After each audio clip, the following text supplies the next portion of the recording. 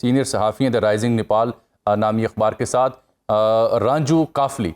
रांझू, चूँकि आप उर्दू भी समझती हैं और अंग्रेज़ी भी, जो भी ज़ुबान आपको सहूलत में लगे, ये बताएं कि इस वक्त काठमांडू में सूरत हाल है क्या? कौन कौन मुस्ताफ़ी हुआ है, किसने रिज़ाइन दिया है, और राइट नाउ क्या अभी भी कर्फ्यू है? अब इधर ना 8 बजने को है, यानी शाम हो गई है और स्टेशन थोड़ा काम हो गया है, लेकिन अभी भी कुछ यंगस्टर्स और मोटर बाइक राइडर्स सड़कों पे है। उन्होंने विक्ट्री रैली कर रहे हैं, चीजों को तोड़ लिए हैं और वो ना जिनकी डेथ हुई है उनकी यादों पे दिए जला रहे हैं, रोड पे है अभी लोग। अच्छा, ये बताएं कि गवर्नमेंट इस वक्त प्रैक्टिकली खत्म हो चुकी है, प्राइम मिनिस्टर रिजाइन कर चुके हैं। Who else has resign so far? जी, प्राइम मिनिस्टर केपी शर्मा ओली ने उन्होंने रिजाइन किए हैं। सुनने में आया है कि प्रेसिडेंट ने भी रिजाइन किए हैं। अभी इन चीजों को प्राइम मिनिस्टर का तो बहरहाल हो गया है, उन्होंने रिजाइन की है, लेकिन प्रेसिडेंट के हवाले से यकीन नहीं है उन्होंने रिजाइन की है नहीं की है। और कैबिनेट मिनिस्टर चारों ने रिजाइन किए हैं। सूरत हाल तो कह सकते हैं संजीदा सूरत हाल है। और ये फॉर्मर आपके प्राइम मिनिस्टर थे शेर बहादुर दोबा, उनके रेजिडेंस में भी लोग चले गए हैं।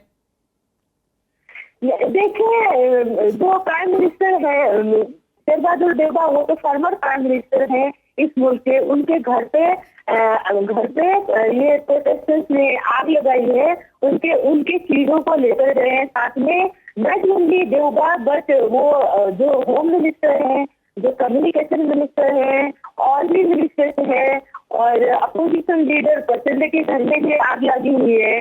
और आप कह सकते हो केपी शर्मा ओली के प्राइवेट रेसिडेंस में आग लगी है, प्राइम मिनिस्टर के ऑफिशियल ऑफिस से आग लगी है, प्रेसिडेंट के ऑफिस में आग लगी है, सुप्रीम कोर्ट पे आग लगी है। सूरत हाल बहुत ही बुरा है। अच्छा, ये बताएं रांझू जी कि ये रीजन क्या बनी है वेव की? क्या जनरेशन जी सिर्फ जो 26 से ज़ायद एप्लीकेशंस थी social media networks including Twitter, Facebook etcetera, ये सिर्फ उसकी जो बैन था उसके अगेंस्ट ये रिवॉल्ट कर रहे थे, या there are some other reasons behind this revolution जो सो कॉल्ड है? नहीं, social media is not the only reason, ठीक है। करप्शन जो थे, ये ना सियासतदानों की लैविश लाइफ स्टाइल की वजह से पब्लिक पे बेसिकली जो 16 साल से आगे जेन जी ग्रुप में आते हैं, 28, 30 साल, 40 साल के लोगों के ऊपर बहुत ज्यादा फ्रस्ट्रेशन थी कि करप्शन बढ़ रहे हैं और लीडर्स की लाइफ स्टाइल लैविश से ऊपर लैविश होते जा रहे हैं। उनके बच्चे फॉरेन कंट्रीज से और इसी कंट्री बहुत ज्यादा लैविश लाइफ स्टाइल गुजार रहे हैं। उनके लैविश शादियां हो रहे हैं, वो लैविश पार्टियां कर रहे हैं, और बहुत मैनी थैंक्स रांझू।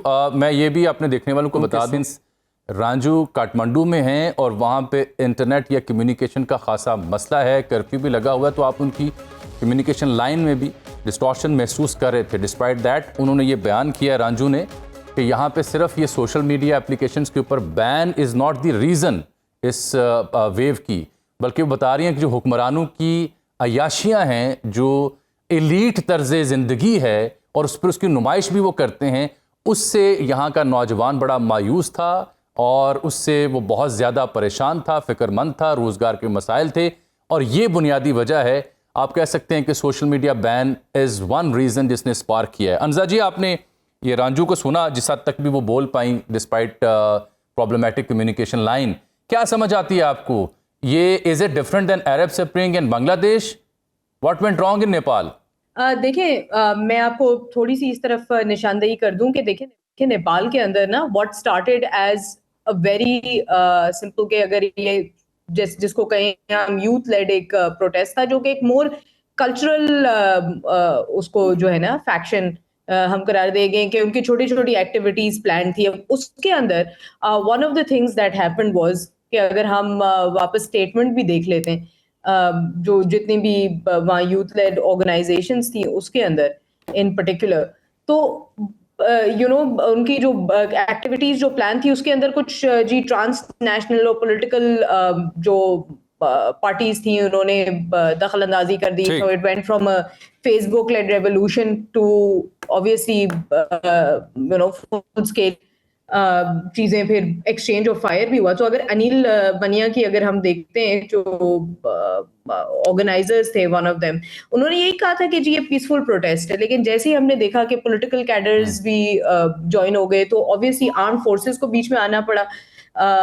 उसके अंदर जो बिल्कुल ठीक.